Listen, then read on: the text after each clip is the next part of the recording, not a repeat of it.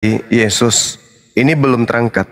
Di Lukas 4, kemudian iblis membawa Yesus ke suatu tempat yang tinggi. Dalam sekejap mata, iblis memperlihatkan kepadanya semua kerajaan dunia. Lalu iblis berkata kepada Yesus, "Segala kuasa itu serta kemuliaannya akan kuberikan kepadamu, sebab semuanya itu telah diserahkan kepadaku." Jadi iblis mengaku segala kuasa telah diberikan kepada dia. Itu yang pertama. Yang kedua, iblis tidak berhasil memperdaya Yesus. Tapi di data nomor 13-nya di Lukas 4 itu dikatakan begini. Sesudah iblis mengakhiri semua pencobaan itu kepada Yesus, dia mundur dari Yesus dan, nah kalimat terakhir coba dengarkan, dan iblis menunggu waktu yang baik. Maksudnya iblisnya tak berhasil, dia mundur dari mengajak Yesus untuk diberikan kuasa, dan iblisnya menunggu waktu yang tepat untuk muncul kembali. Di mana waktu tepat iblis kemudian merasuki orang supaya diberikannya kuasa? Ingat, dikatakan begini. Kata iblis, sebab semua itu telah diserahkan kepadaku dan aku memberikannya kepada siapa saja. Jadi iblis memberikan kuasa itu nantinya kepada siapa saja yang iblis kehendaki. Nah, kita lihat setelah Yesus terangkat ke langit, ada oknum yang datang mengaku Yesus. Oknum yang mengaku Yesus ini berkata, "Kepadaku telah diberi kuasa baik di langit maupun di surga." Pertanyaannya, siapa yang telah memberikan kuasa kepada makhluk yang mengaku Yesus ini? Silakan Anda jawab. Oke, terima kasih. Pertanyaan Bang Juma tadi, dia percaya dengan perkataan iblis. Berarti Juma menyembah iblis. Satu. Karena waktu Adam dan Hawa berada waktu di Taman Eden, Hawa percaya dan Adam percaya dengan perkataan iblis. Begitulah yang terjadi pada Juma. Iblis bisa mengklaim, semua udah diserahkan kepadaku. Aku berhak memberikan kepada siapa saja. It's okay. Namanya pikiran manusia. Pertanyaan kedua, saya Bang. Di Matius, tadi coba kita buka Matius 28. Iya. Ya, Matius 28 ayat yang ke-18. Yesus mendekati mereka dan berkata, "Kepadaku telah diberikan segala kuasa di sorga dan di bumi." Coba kita buka bahasa Yunaninya. Silakan. Matius 28 ayat 18. Ya, bentar. Matius 28 ayat 18. Dikatakan di sana, "Kai proselton ho Yesus elasen autos lego didomi edote." Ya, edote itu bukan diberikan tapi diletakkan. Karena didomi ada di situ, murid-muridnya yang ragu-ragu. Dengar dulu Bang Zuma. Karena ada murid-muridnya yang ragu-ragu waktu itu menyembahnya, makanya Yesus katakan, "Di dagingku ini telah diletakkan segala kuasa di sorga dan di bumi." Itulah makanya kadang-kadang kita karena terjemahan. Pertanyaan saya apa ya? Ribut. Host diluruskan. Pertanyaan saya, Pak Petrus. Bentar, Pak Petrus. Bantah tadi dia berapa? Pertanyaan saya, siapa yang berkata kepada aku telah diberi kuasa? Kan di situ katakan Yesus. Dari mana penulis tahu kalau itu Yesus? Itu kan terjadi setelah Yesus terangkat ke langit. Tiba-tiba saja ada makhluk mengaku kepada aku telah diberi kuasa. Itu siapa itu? Siapa bilang Yesus sudah terangkat ke langit? Matius 28 itu cerita pada saat kebangkitan. Ya sudah kebangkitan. Emang Yesus udah ke langit?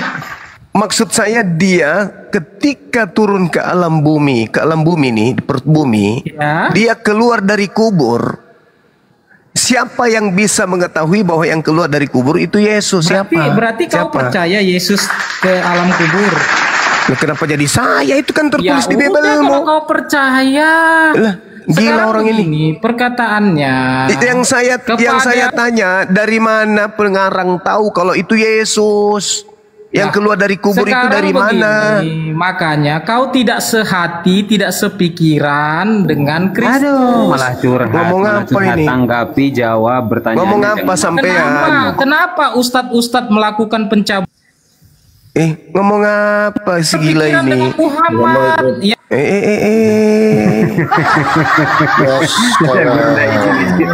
Waalaikumsalam, Kang Palopo. Bang Glenn, Waalaikumsalam Bang Glenn. Waalaikumsalam. Waduh, ada calon ustadz kita ini Pak Pendeta Yunus. Pak Pendeta Yunus. Aduh, selamat siang Pak Pendeta. Siang. Ketika Yesus belum diberitakan masuk ke kubur, Yohanes 5 nomor 19, aku berkata kepadamu sesungguhnya anak tidak dapat mengerjakan sesuatu dari dirinya, ya jikalau ia tidak melihat Bapa mengerjakannya. Yohanes 5:30, aku tidak dapat berbuat apa-apa dari diriku sendiri. Yohanes 3:16, inilah anakku, kepadanya aku berkenan, bukan kepadanya aku beri kuasa di dunia dan di surga, enggak ada. Kepadanya aku berkenan. Yohanes 14 nomor 6, akulah jalan menuju Bapa, bukan malah jadi Bapa. Tapi anehnya, setelah ada manusia keluar dari kubur, kok tiba-tiba dia jadi Tuhan? Ini yang jadi permasalahan. Kenapa? Karena iblis itu senantiasa ingin mengecoh Yesus. Berapa kali Yesus mengalami percobaan daripada iblis. Lalu iblisnya berkata, di dalam Lukas 4 itu, dia mundur dari Yesus dan menunggu waktu yang tepat. Berarti iblisnya senantiasa mengincar Yesus. Kalau dia tidak mampu kemudian mengecoh Yesus karena, maka dia akan mengecoh seluruh umat manusia. Dengan cara apa? Dengan cara merubah yang tadinya keluar dari kubur itu adalah setan, dirubahnya menjadi Yesus. Itu jelas itu. Sejak kapan Yesus mengatakan pada pengajarannya, kepadaku diberi kuasa? Bukankah yang menjanjikan memberikan kuasa di langit di bumi itu iblis? Kemudian iblis membawa Yesus ke tempat yang tinggi. Kemudian berkata kepada Yesus, Yesus, ya paman, segala kuasa itu serta kemuliaannya akan kuberikan kepadamu, sebab semuanya itu telah diserahkan kepadaku. Itu kata iblis. Dan aku akan memberikan kepada siapapun yang saya kehendaki, kata iblis. Nah, iblisnya berkehendak memberikan kepada pengganti Yesus yang disalib. Maka muncul pertanyaan kepada saudara-saudaraku Kristen di Markus 16 nomor 12. Markusnya menulis begini. Lalu Yesus tampil di hadapan dua orang muridnya dalam bentuk wajah yang lain. Pertanyaannya, dari mana Lukas tahu? Markus tahu kalau itu adalah Yesus dalam bentuk wajah lain. Dari mana? Silahkan Pak Pendeta, jawab Pak Pendeta. Silakan. Oke. Yesus ini sudah punya kuasa, ya. Jangan diletakkan kuasa di dalam dirinya. Dia sebagai anak Allah. Yohanes 1 ayat 18. Dialah anak Allah. Ya, punya kuasa. Hanya kita sebagai manusia ini percaya enggak pada anak Allah ini. Itu tantangannya. Tapi tidak semua Tuhan memilih untuk memberitakan firman atau untuk menjadi alatnya. Makanya kita dipanggil untuk percaya dan menjadi saksi saja dalam keluarga, pelayanan, pekerjaan. Jadi itu ya, artinya Tuhan sudah ada anak sebagai anak Allah. Yohanes 1 ayat 18. Dia anak Allah, rupa Bapa tidak melihat, dia telah menyatakan dirinya untuk kita percaya kepada anaknya. Ayat 12, siapa yang percaya kepada anak diberi kuasa sebagai anak Allah. Makanya kami melayani bukan dengan hikmat manusia, hikmat Allah kami melayani. Dengan kuasa dari mana? Kuasa dari anaknya. Gitu. Oke, jadi ini jawaban apa ini? Kalau Anda melihat silsilah Yesus, Adam, Abraham, itu semua anak-anak Allah. Bahkan Yakub itu anak sulung. Bahkan kalau kita lihat di dalam pengajaran Paulus pun, orang-orang Kristen juga disebut sebagai anak-anak Allah. Jadi bukan itu jadi alasan. Nah, lalu kemudian Saudara Pendeta Yunus, coba Anda dalami Yohanes 1 nomor 18 yang Anda bawa itu. Apa pesan di sana? Tidak ada orang yang bisa menjelaskan, tidak ada orang yang bisa melihat Tuhan, tidak ada. Melainkan anaknya, anak di situ hamba. Amsal 3 nomor 11 nomor 12. Yang disebut anak Tuhan adalah hamba Tuhan. Bukan anak dalam perspektif seperti manusia melahirkan anaknya, anaknya juga manusia. Kambing melahirkan anaknya, anaknya juga kambing. Tuhan melahirkan anaknya, anaknya juga Tuhan. Bukan kayak gitu. Anak Tuhan artinya hamba Tuhan. Pahami itu. Kisah Para Rasul 24, Kisah Para Rasul 4 nomor 30. Yesus disebut sebagai hamba Allah yang suci. Nah, jadi Yesus disebut anak Allah itu hamba Allah. Dia adalah orang yang taat. Kembali kepada tema kita. Yesus ketika kemudian datang di tengah-tengah Bani Israel, dia mengatakan apa? Aku tidak dapat berbuat apa-apa dari diriku sendiri.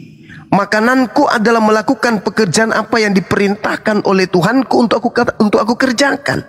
Aku berkata kepadamu, sesungguhnya aku tidak dapat mengerjakan sesuatu dari diriku sendiri, jikalau aku tidak melihat Bapa mengerjakannya. Sebab apa yang dikerjakan Bapa itu juga yang aku kerjakan. Yohanes 5 nomor 19. Jadi kapasitas yang paling tertinggi kepada Yesus dari Tuhannya adalah melakukan pekerjaan yang Tuhan perintahkan kepadanya. Tidak pernah Yesus mengajarkan, kepadaku telah diberi kuasa baik di langit maupun di bumi. Itu iblis. Yang diberi kuasa itu iblis. Iblis yang diberi kuasa. Yesus pun mengatakan itu, tidak lama lagi engkau akan bersama-sama dengan aku, sebab penguasa dunia telah datang dan iblis tidak berkuasa sedikit pun terhadap diriku. Itu kata Yesus. Penguasa dunia telah datang dan aku harus pergi.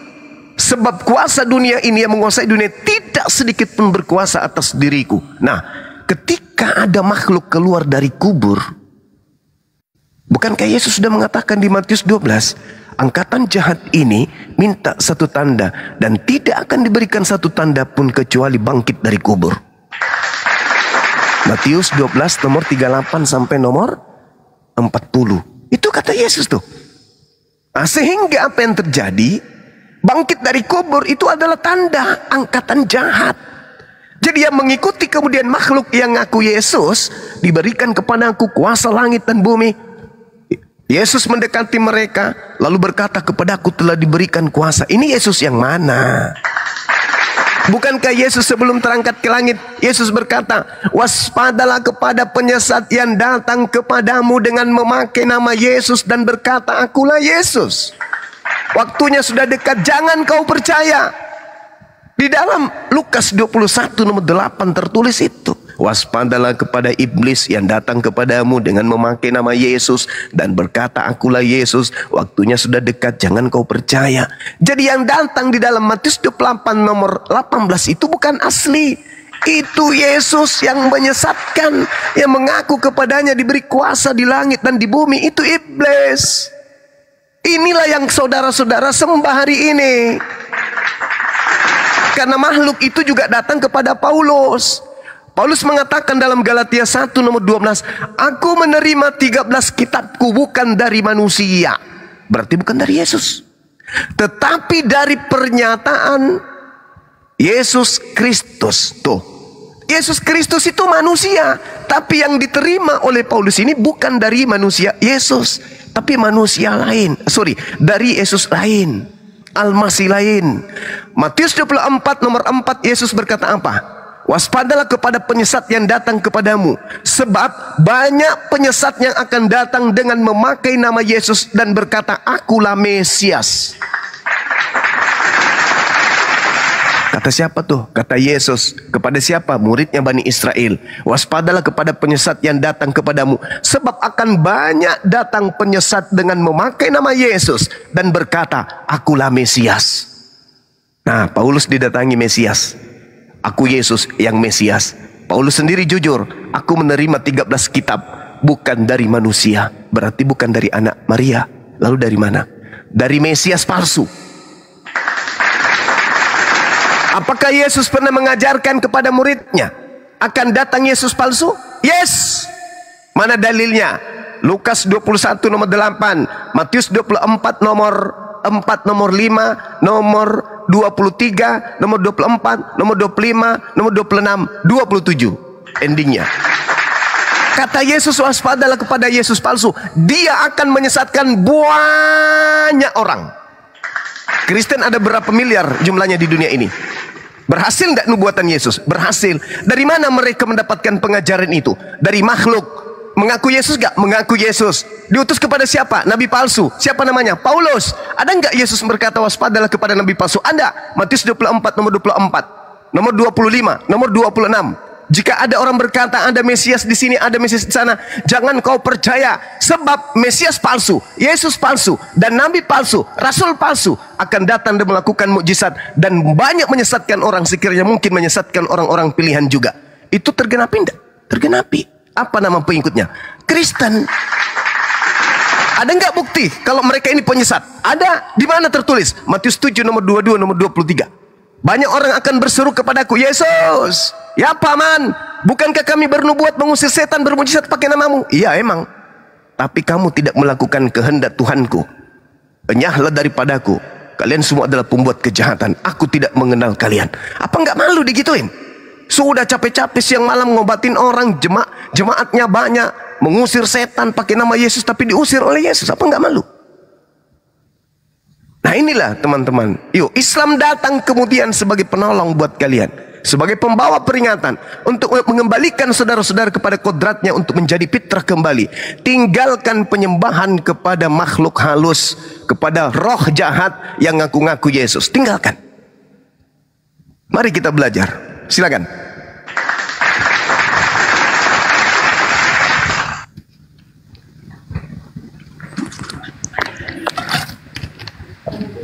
Nah, silakan. Tadi mungkin disapa dulu Bang host. Selamat pagi keluarga. Keluarga. Selamat pagi Bang. Iya, selamat pagi ya Bang. Muslim Kristen Bang. Bang Juma. Kristen Bang, Kristen Protestan. Oh, Protestan. Oke Bang ya, selamat bergabung. Standby dulu Bang ya. Iya siap Bang. Oke, makasih. Egel. Muslim Kristen. Kristen. Oke, Kristen apa? Katolik? Atau Protes? Protes. Oke, standby dulu Bang ya. Silakan Pak Pendeta Yunus, tanggapi Pak. Oke. Saya tanggapi bahwa Yesus itu adalah Tuhan, bukan Yesus itu datang dari iblis. Salah Bang Suma, untuk saya luruskan ini. Roma 10 ayat 9, sebab jika kamu mengaku dengan mulutmu bahwa Yesus adalah Tuhan dan percaya dalam hatimu bahwa Allah telah membangkitkan dia dari antara orang mati, maka kamu akan diselamatkan. Jadi banyak orang mengkupas-kupas firman tetapi tidak percaya. Karena tidak percayalah maka akan menyesatkan. Saya bagi firman saya percaya. Jadi ini tantangannya. Kalau kupas firman harus percaya. Itu tantangannya. Kalau ini Yesus bilang mengaku dengan mulut bahwa Yesus adalah Tuhan, maka akan diselamatkan. Jangan sampai kita tidak percaya dia sebagai utusan, tetapi Tuhan sendiri menolak kita. Ya, karena apa? Yohanes 5 ayat 38 dikatakan begini, 37. Bapa yang mengutus aku, dialah yang bersaksi tentang aku. Kamu tidak pernah mendengar suaranya, rupanya kamu tidak pernah melihat. Ayat 38, dan firman itu tidak menetap dalam dirimu, sebab kamu tidak percaya kepada dia yang diutusnya. Ini artinya bahwa setiap firman sudah ada, sudah ditulis, namun tidak percaya. Kita di luar panggilan Tuhan. Tuhan tidak memilih kita untuk diselamatkan. Ada ayatnya. Banyak yang dipanggil, sedikit yang terpilih. Artinya bahwa semua manusia dipanggil, tapi yang dipilih hanya sedikit. Wahyu 20 ayat 15. Ketika namamu tidak tertulis dalam buku kehidupan, akan dilemparkan dalam lautan api. Jadi siapa yang percaya Yesus akan selamat, tidak percaya akan dibinasakan. Itu firman Tuhan. Kasih. Oke, baik. Siapa yang percaya Yesus Tuhan itu akan diselamatkan. Yesus yang mana dulu? Anda membawa data Roma 10 nomor 9. Lanjutkan ke 10-nya biar lengkap. Siapa yang berkata dengan mulutnya Yesus adalah Tuhan dan percaya dengan apa yang diucapkan itu, maka dia akan diselamatkan. Itu ucapan siapa? Kapan Yesus mengajarkan kaidah kayak begitu? Sejak kapan? Justru Paulus setelah kerasukan makhluk tersebut, barulah dia mengucapkan kata-kata itu. Paulus tadinya adalah orang yang taat kepada hukum Taurat. Tapi ketika kemudian makhluk itu datang kepadanya, dia berani mengatakan Taurat itu adalah tinja, skubalon. Filipi 3 nomor 8. Berani dia membantah Tuhan. Coba. Berani. Kenapa? Karena yang ada dalam dirinya itu adalah makhluk yang berkuasa di atas dunia ini. Apa itu? Iblis. Iblis, jangankan manusia dilumpuhkan, Tuhan aja ingin disemai, Tuhan aja dibantah, apalagi cuma seorang Paulus. Coba Anda lihat Yohanes 14 nomor 30. Apa kata Yesus? Ini kata Yesus nih. Jangan Anda mengatakan tidak mengerti firman. Untuk mengerti data-data di dalam Bible, kita tidak butuh kemudian apapun kecuali akal, nalar. Karena Yesus mengatakan kasihilah Tuhanmu dengan nalar sehat, akal budi. Bukan percaya saja, bukan meyakini saja, bukan membabi buta. Yohanes 14:30. Tidak banyak lagi aku berkata-kata dengan kamu, sebab penguasa dunia ini datang. Siapa penguasa dunia itu? Ketika Yesus sejenak ingin terangkat ke langit, siapa penguasa dunia yang datang kemudian? Iblis. Apa kata Yesus? Dan iblis tidak berkuasa sedikit pun atas diriku. Berarti dengan kata lain, iblis tidak berhasil menangkap Yesus dan menyalibkan Yesus dan membunuh Yesus. Enggak berhasil. Karena iblis sedikit pun tidak kemudian berkuasa atas dirinya. Yudas gagal.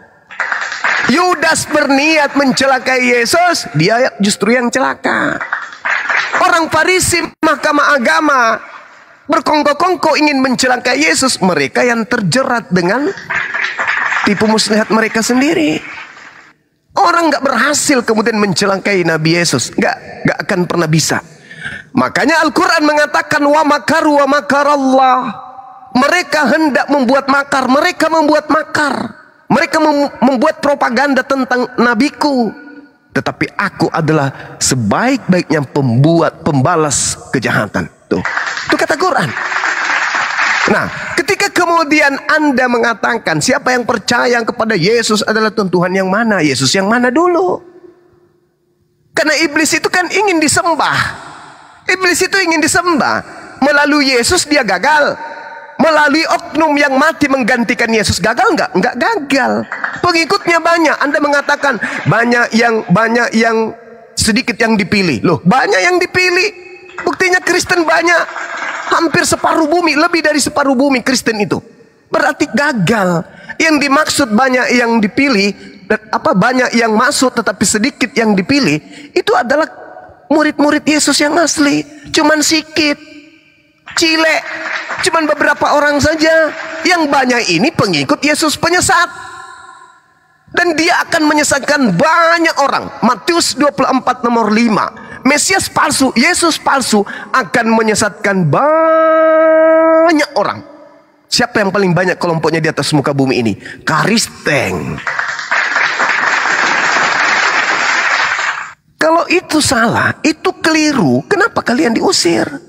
Kalian akan berdalih, oh karena mereka tidak melakukan kehendak Bapa. Oke, menyembah Yesus kehendak siapa? Menuhankan Yesus kehendak siapa?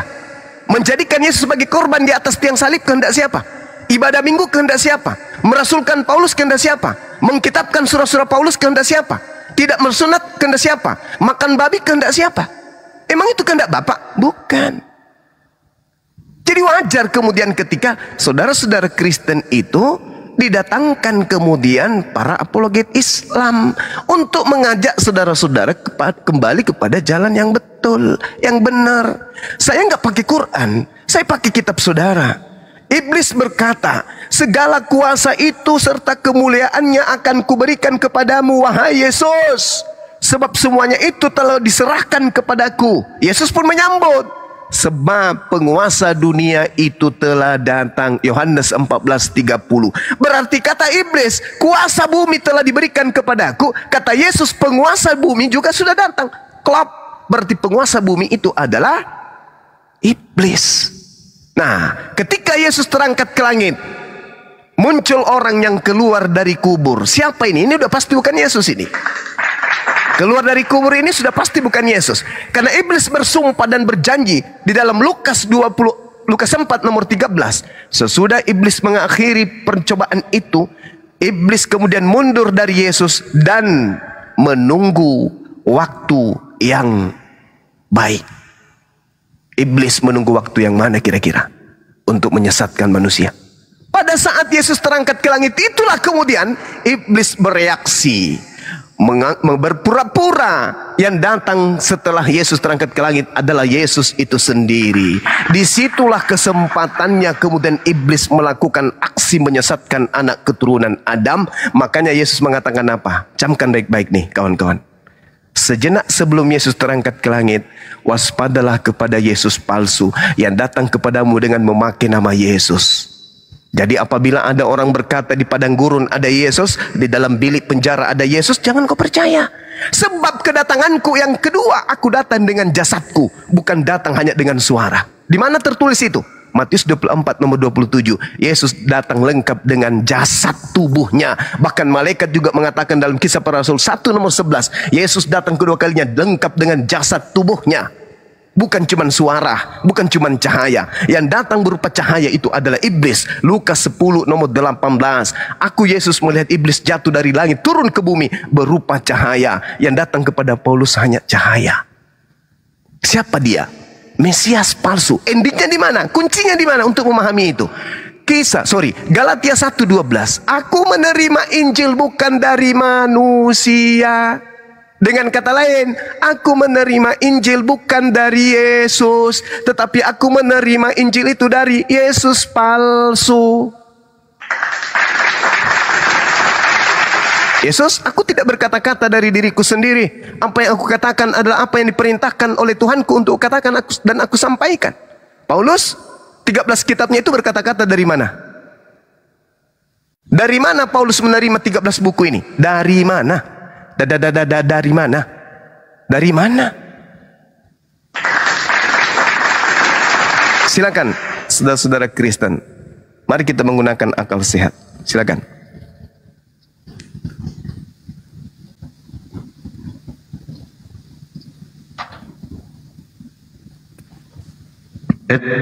Macet. Pak Pendeta. Ya, silakan. Ya. Silakan. Paulus ini menulis ini semua itu dari ilham Bapa, Allah Bapa, ya.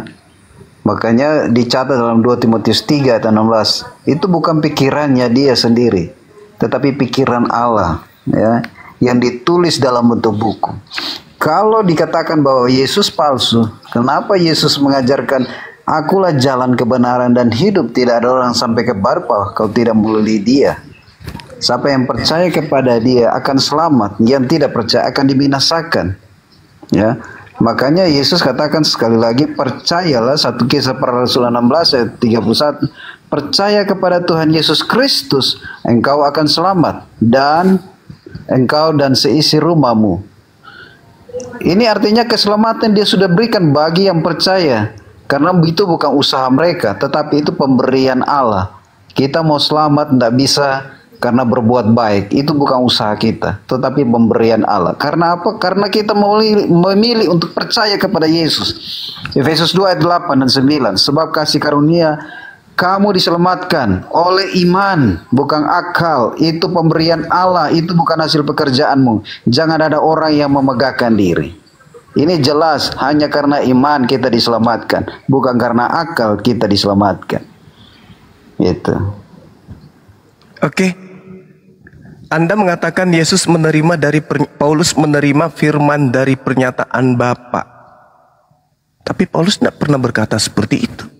Anda sedang ingin membantu Paulus, dan siapa yang di belakang Paulus?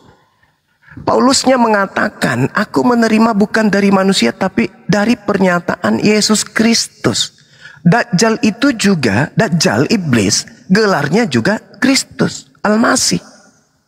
Yesus juga gelarnya Al-Masih, Mesias. Paulusnya mengatakan, aku menerima dari Al-Masih, menerima dari Mesias. Lalu kemudian di dalam 2 Korintus 11:17, apa yang aku katakan, aku mengatakannya bukan sebagai seorang yang berkata menurut firman Tuhan, melainkan sebagai orang bodoh yang berkeyakinan dan yang ingin bermegah. Itu kata Paulus. Kemudian kalau Anda membawa kemudian data Yohanes 14 nomor 6, akulah jalan. Memang betul. Oleh karena Yesus itu jalan, jangan dituhankan. Jalan ke Monas itu bukan Monas. Jalan ke kantor itu bukan kantor. Saban hari Anda ke sekolah, jalan Anda anggap sekolah, Anda tidak akan lulus. Akulah jalan, akulah kebenaran, akulah hidup. Apa berhenti sampai situ? Enggak. Cakupannya adalah tidak ada yang sampai kepada Tuhan tanpa melalui aku. Berarti Yesus itu jalan menuju Tuhan. Maka karena dia jalan menuju Tuhan, coba rambu-rambu apa yang Yesus pasang untuk sampai kepada Bapa. Yesus loh yang memasang rambunya, karena dia adalah jalan. Jangan Paulus. Kalau Paulus ini menerima pemberitaan, pengajaran bukan dari Yesus. Yesus ketika berkata akulah jalan, akulah kebenaran, akulah hidup, Yesus sedang berbicara sebagai manusia. Dia mengajarkan itu karena dia adalah wakil Tuhan. Sedangkan yang berbicara kepada Paulus juga bernama Yesus, tapi bukan manusia. Dia adalah makhluk roh yang datang kepada Paulus. Dia bukan manusia. Sedangkan Yesus lahirnya manusia, mengajar manusia, terangkat naik sebagai manusia, duduk di samping Bapa manusia, turun ke bumi sebagai manusia, menghakimi manusia sebagai manusia. Kapan dia berubah menjadi roh? Tidak pernah. Bahkan dia keluar dari kubu dalam perspektif agama Kristen, makan ikan goreng juga bukan membuktikan dia roh, membuktikan dia manusia. Lalu yang menerima ajaran Kristen itu, yang dan menjadi sumber agama Kristen itu bukan manusia. Wakilnya ada. Siapa wakilnya? Paulus. Aku Paulus, wakil Yesus yang bukan manusia. Sesederhana itu, Bang. Aku Paulus adalah rasul dari Yesus yang bukan manusia. 12 muridnya dia pilih sebagai rasul manusia yang memilih muridnya. Yesus memilih sebagai manusia. Bukankah dia mengatakan seperti itu? Aku tidak dapat berkata-kata. Bahkan kedatangannya dia menyampaikan dengan sangat tegas. Yohanes 8 nomor 42. Aku datang di atas muka bumi ini sebagai manusia, bukan atas kehendakku sendiri. Sebagai manusia. Tapi kalau di Paulus beda lagi. Coba Anda sinkronkan. Efesus 2 nomor 6.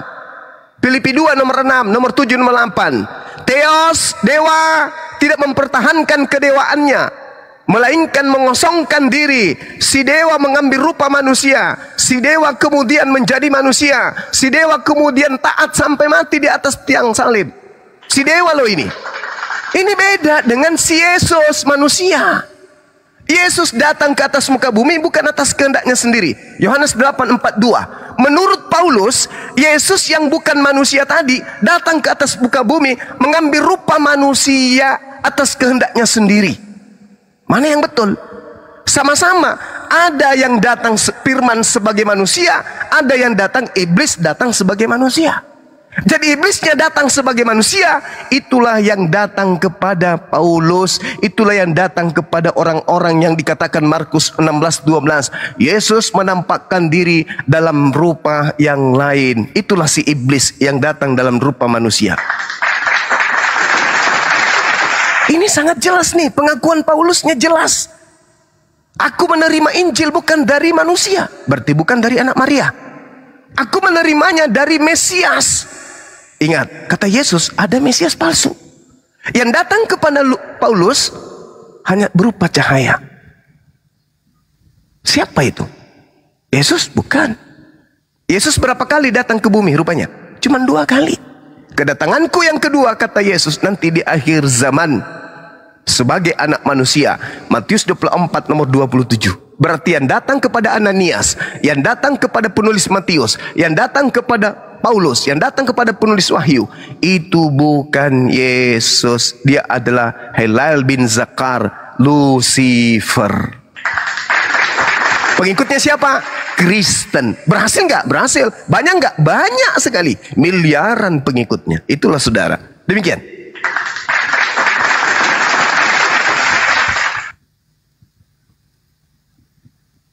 Silakan Pak Pendeta. Assalamualaikum, Pak Nandar. Ya, oke. Ya, terima kasih Bang Polopo. Jadi beginilah, tuh iblis juga membaca firman, dia tahu firman, isi firman, dia tahu, namun dia memutar-mutar ayat firman dan tidak percaya.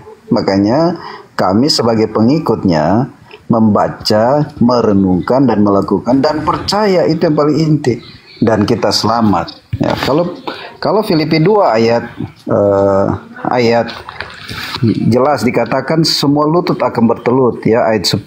Filipi 2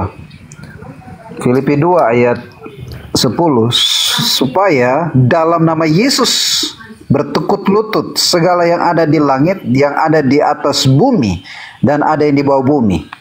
Bertekuk lutut artinya tidak semua yang berlutut, semua ada lidah, semua ada lutut akan mengaku Yesus adalah Tuhan, ya. Dan segala lidah akan mengaku Yesus Kristus adalah Tuhan bagi kemuliaan Bapa. Siapapun itu pasti akan mengaku pada akhir napasnya satu-satu baru sadar Yesus engkau Tuhan. Itu yang terjadi nanti. Siapapun. Oke, Bang. Kalau Anda membawa Filipi 2:10, iblis kan memang mau, jangankan kita manusia ini, Yesus aja direcoki, Yesus aja diniatkan untuk dicelakai. Yesus loh, utusan Tuhan, Mesias Tuhan, dicoba.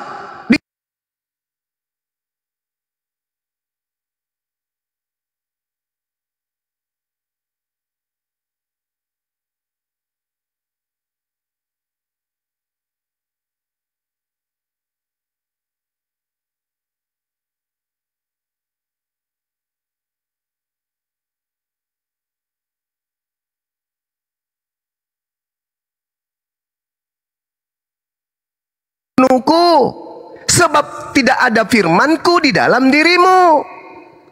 Kenapa engkau ingin membunuhku? Karena engkau adalah anak-anak iblis.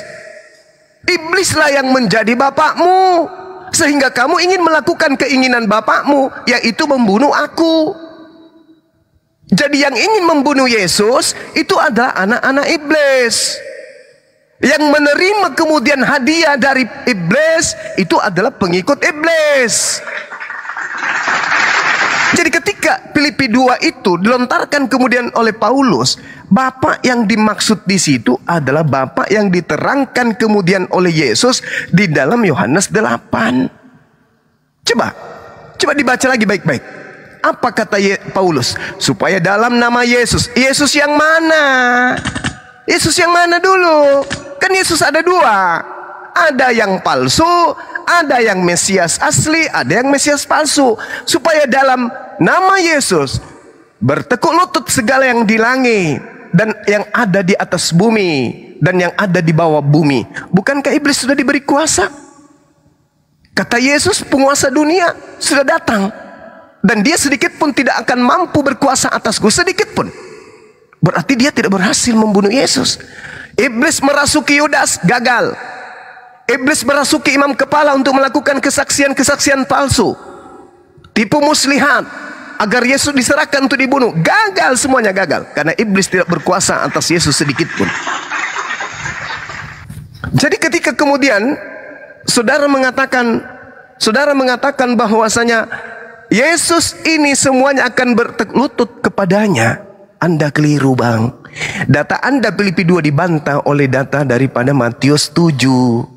Ketika orang Kristen sudah bertekuk lutut kepada yang namanya Yesus, sampai orang Kristen mampu bernubuat, sampai orang Kristen mampu bermujizat, sampai orang Kristen mampu mengusir setan, itu kurang apa lagi bukti akuratnya?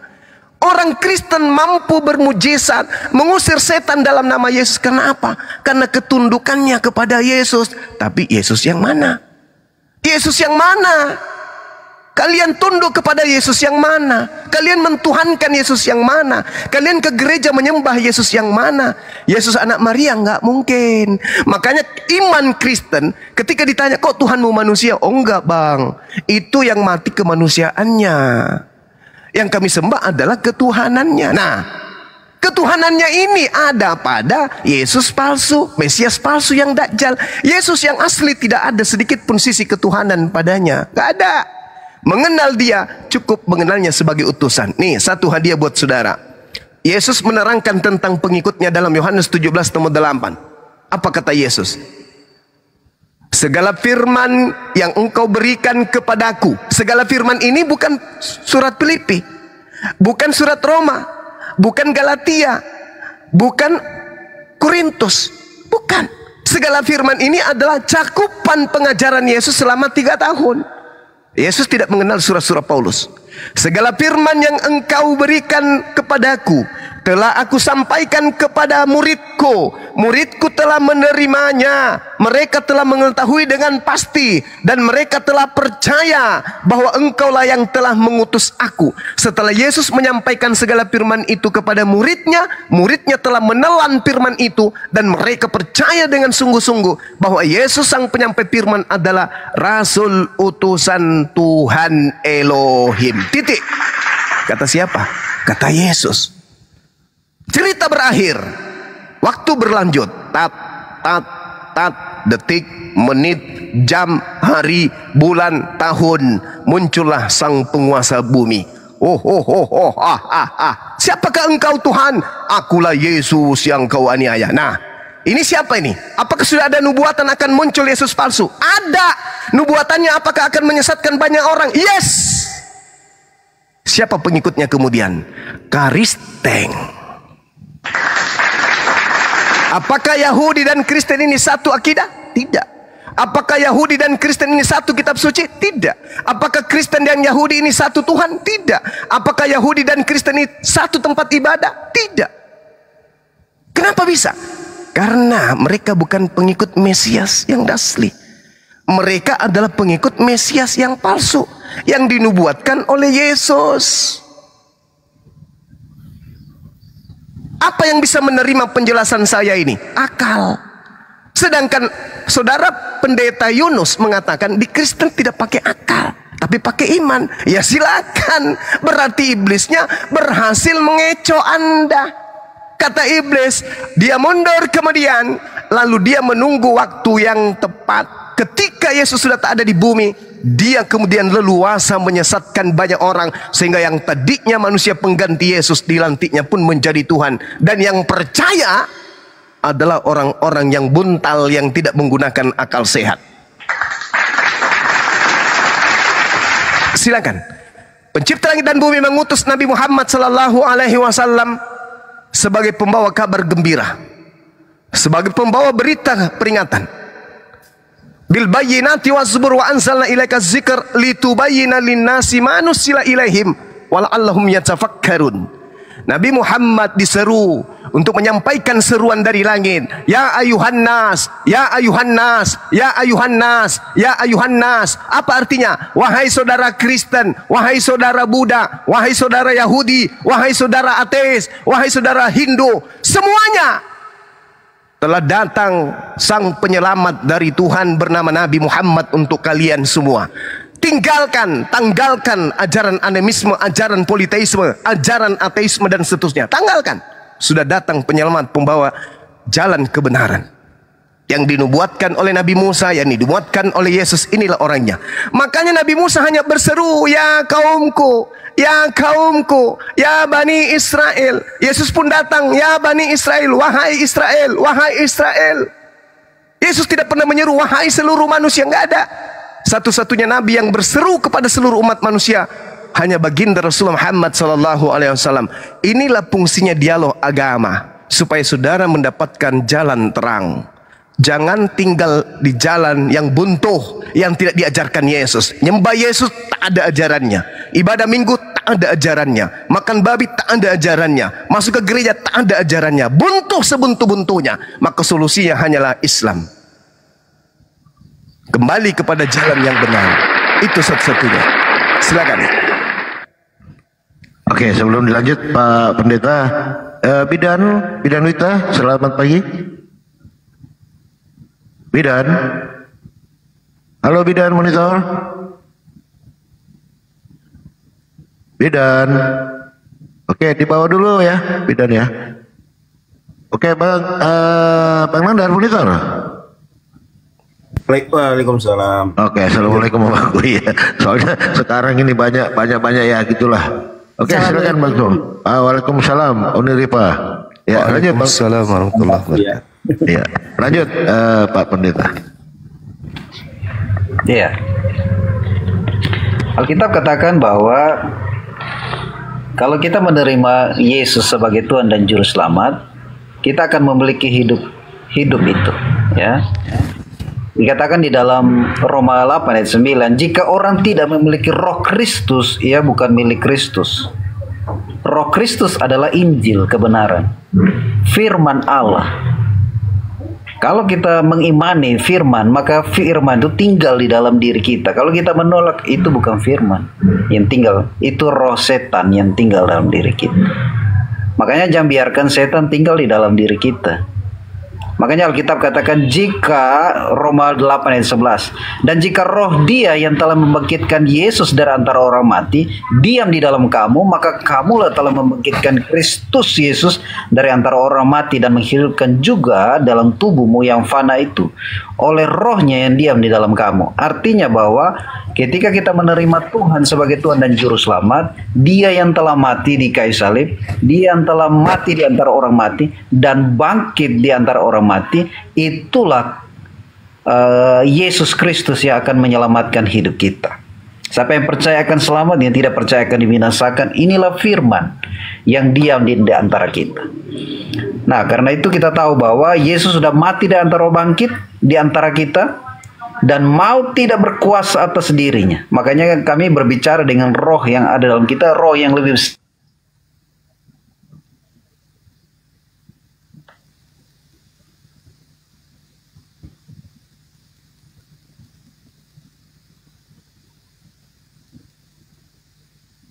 Cek. Suara saya atau apa ini? Mungkin jaringannya dia berkali. Tidak ada suara. Yes. Cek.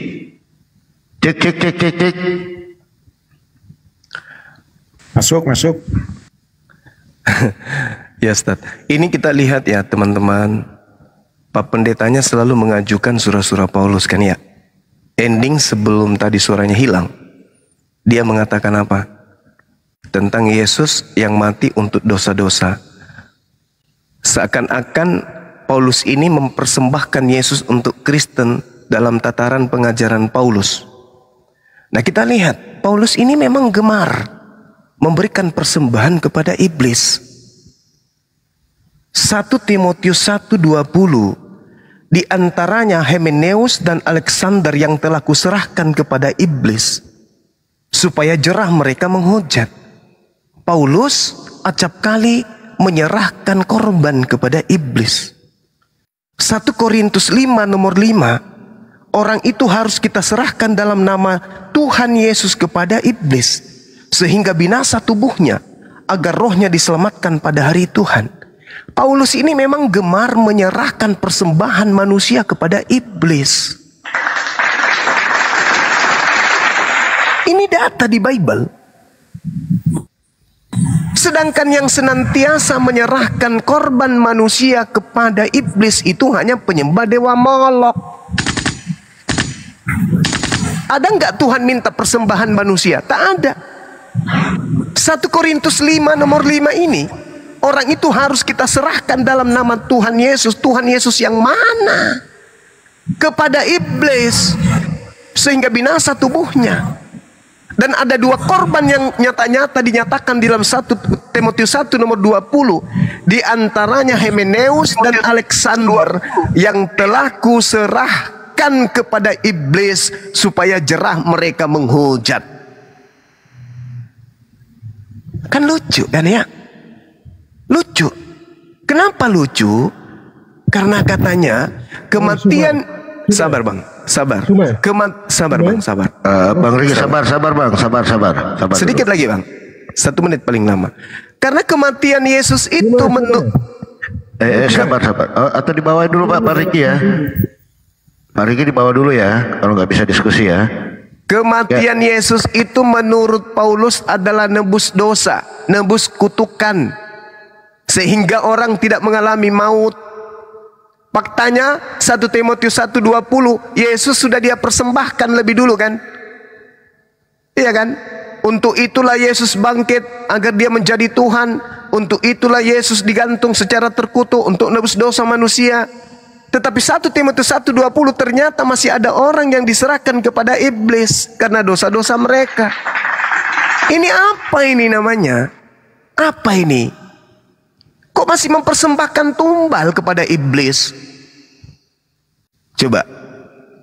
Nah inilah ya saudara-saudara Kristenku, agama Islam itu datang sekali lagi sebagai jalan untuk kembali kepada ajaran yang benar. Saya kira begitu dari saya serahkan kepada guru-guru saya yang ada di sini. Makasih. Ya Allah. Ya. Oke, kita sapa dulu Yosef, Muslim Kristen. Yosef, monitor.